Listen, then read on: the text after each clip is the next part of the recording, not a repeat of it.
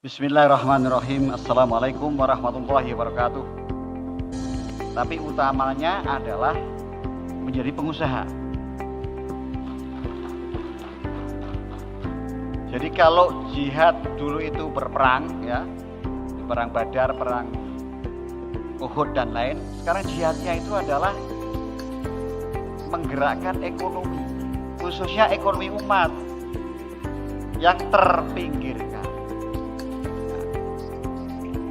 Sehingga waktu beberapa tahun yang lalu di HIPKA saya sudah pernah mengisi acara ya. Ada ayat ya, ini mudah-mudahan saya nggak tahu Henry ini masih baca Quran apa enggak. Ada ayat yang penting ini harus menjadi satu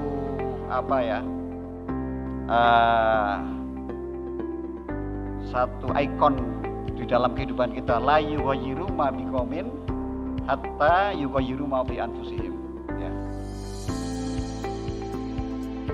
Nah, saya terjemahkan karena banyak kayaknya yang bengong nggak ngerti artinya ya.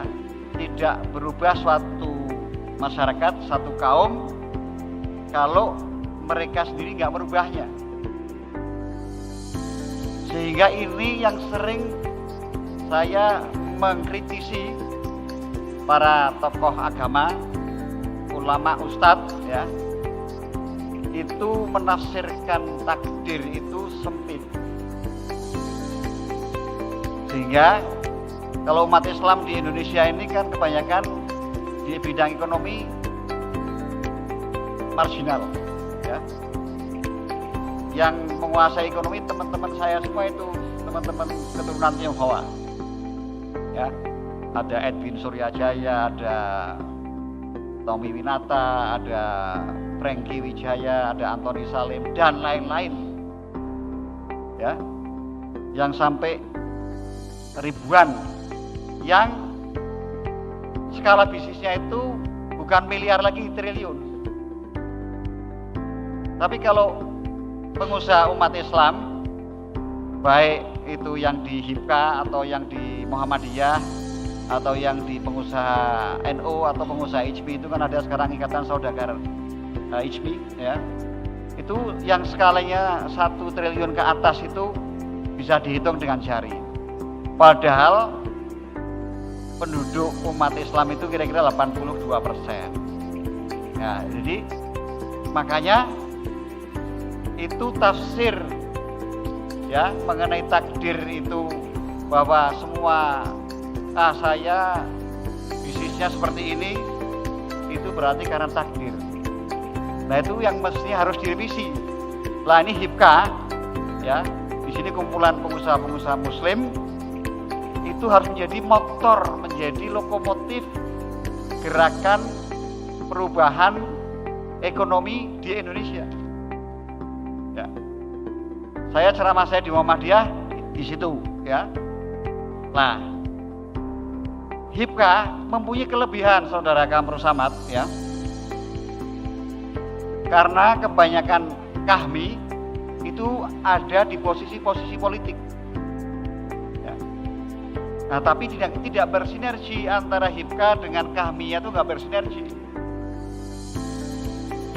Jadi HIPKA harus mengukir takdir ya, jangan menerima takdir, mengukir takdir di bidang ekonomi supaya pengusaha-pengusaha muslim, khususnya para anggota HIPKA ini menjadi maju.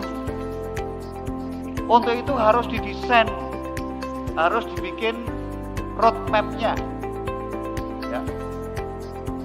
Jadi kalau saya misalnya bersama-sama Edwin Suryajaya, ini saya berbisnis ya, itu tiap tahun itu membuat rencana bisnis kan, kira-kira kita omsetnya mau berapa, mau ekspansi kemana ya. Demikian juga saya bekerja sama dengan Teddy Johar, teman Tionghoa. Nah, kita membuat roadmap yang saya sebut sebenarnya mengukir takdir itu. Jadi kalau Anda nggak mengukir takdir, tahun ini mau skala bisnisnya apa, mau ekspansi kemana, itu harus diukir takdirnya. Bukan diserahkan takdirnya itu yang seperti tafsir yang saya anggap itu statis ya. Karena ada ayat tadi la yughayyiru itu. Ya. Itu yang harus yang dipakai oleh HIPKA. Kalau para pengusaha HIPKA yang dari KAHMI itu mau berkiprah untuk memperbaiki Indonesia, dibikin roadmap. Jadi saya mengharapkan saudara Kamru Samad nanti programnya itu misalnya gini, ya. Dan ini ada ruangnya, ada peluangnya. Tahun ini pengusaha HIPKA 100 yang skala bisnisnya 100 miliar ke atas misalnya, ya. Dan itu bisa dibikin. Karena sekarang itu akses untuk menjadi maju itu terbuka. Ya. Kalau dulu kan akses itu dikuasai oleh teman-teman Tionghoa semua. Sekarang mudah sekali diakses. Apalagi HIPKA mempunyai teman yang ada di politik, yaitu KAHMI itu. Ya. Ada Pak Yahya misalnya di komisi berapa? 9. Ya itu harus bikin program. Di komisi 9 itu kan di bidang kesehatan dan lain-lain. Nah, mana pengusaha HIPKA yang bergerak di bidang kesehatan? Ya. Itu harus diprogram. Kalau nggak diprogram ya itu nggak menerapkan la yughayyiru itu. Ya. Karena ini saya alami dalam kehidupan saya sendiri. Ya. Saya alami dalam kehidupan saya sendiri. Wah kalau saya hidup di Pekalongan nggak kaya-kaya ini. Ya, karena keluarga saya itu pengusaha batik. Pengusaha batik itu ya sebesar-besarnya ya paling ratusan miliar. Ya. Sehingga saya merantau ke Jakarta untuk mengadu nasib di Jakarta. Ya. Nah, sehingga ya karena tadi saya memahami bahwa takdir itu harus kita sendiri yang mengusahakan, ya. Karena takdir yang di Lauhul Mahfuz ini yang sering ditafsirkan itu nggak bisa dirubah itu, ya. Padahal la yughayyiru itu sudah mengatakan Anda rubah aja boleh, ya. Belum selesai kalau takdir itu, kalau sudah terjadi baru takdir itu berlaku. Misalnya Chandra Tirtawijaya mati pada umur 55, ya udah takdirnya. Tapi kalau dia belum mati, itu bisa diperpanjang umurnya itu dengan cara nggak ngerokok misalnya, ya, nggak makan lemak, supaya umurnya bertambah. Dan itu diperbolehkan. Saya kasih contoh yang jelas ya, ini buat supaya ini saya ceramahnya sekarang ini. Saya kumpulkan para dokter jantung, ya, saya punya klub, ya, dokter jantung. Saya tanya, Pak Dokter, Anda kan sudah biasa memasang pacu jantung. Kalau nggak ada pasang pacu jantung, itu alat pacu jantungnya gimana? Ya mati Pak. Terus kalau kamu pasang pacu jantungnya, ya dia tambah umurnya. Tergantung dari harganya Pak. Kalau yang mahal bisa 8 tahun nambah umurnya. Kalau yang murah 2 tahun. Jadi Allah itu memberikan yang disebut sunatullah itu. Kalau ini ya saya jatuhkan pasti jatuh, walaupun didoain sama Kiai Langit supaya nggak jatuh, tetap jatuh. Karena hukum alam. Nah, demikian juga Anda mau jadi pengusaha besar bisa. Ya. Nah ini saya mengharapkan betul pada Kamru Samad, masih relatif masih muda, tapi harus mindsetnya dirubah. Ya, mindset pengusaha muslim itu dirubah, yaitu dengan membuat roadmap, membuat rencana. Ya, saya mau kaya, saya mau omsetnya tahun ini 2 miliar, saya mau itu. Lah sekarang Kamru Samad dan kami ini yang harus betul-betul diperjuangkan. Apa itu? Indonesia itu kaya rayanya luar biasa. Dan itu ada di daerah-daerah Anda semua itu, di Riau, di Sulawesi Tengah, Sulawesi Selatan, sekarang Sulawesi Tenggara.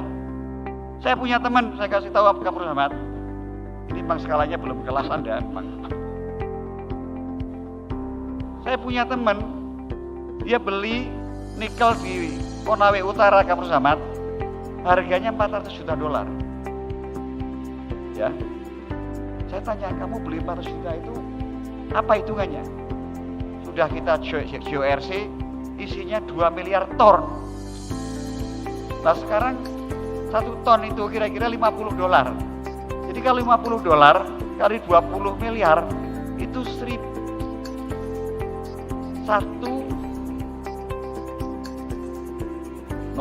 miliar kecil banget. 50 miliar kali bentar, 2 miliar ton kali 50 dolar.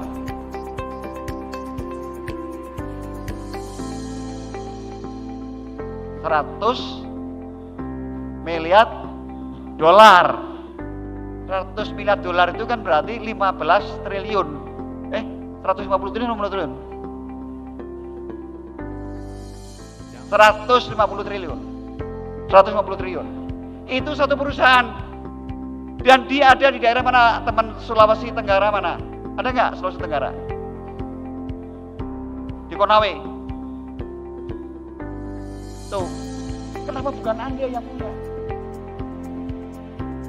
Kenapa itu teman saya, ya, yang orang Hong Kong? Lah disinilah, ya, Pak Saudara Yahya sama Kapolres Ahmad, ya, ini memang udah selesai nih. Aku kalau ngomong mengenai ekonomi itu, aduh. Boleh kasih tepuk tangan yang meriah. Bisa diteruskan ya, diteruskan. Ini bukan sekedar buka puasa begini. Saya sebenarnya nggak mau datang kayak gini, ya. Apa sih buka puasa itu kan wanunya? Tapi harus berarti dan merubah mindset gitu loh, ya. Kamru Zamatnya sebagai ketua harus berubah, ya. Jadi itu di Gerindra ini hanya laibun walahun, permainan dan senda guru belaka artinya itu. Nah, yang wajib itu adalah membesarkan pengusaha muslim itu. Kalau di politik bisa mendapatkan kita dosa, tapi kalau Anda membantu untuk pengusaha muslim berkembang, pasti itu dapat pahala. Oke, mungkin lain kali ya, yang lebih panjang saya akan karena saya mengharapkan HIPKA ini adalah lokomotif perubahan ekonomi umat. Ya. Amin. Amin. Terima kasih. Assalamualaikum warahmatullahi wabarakatuh.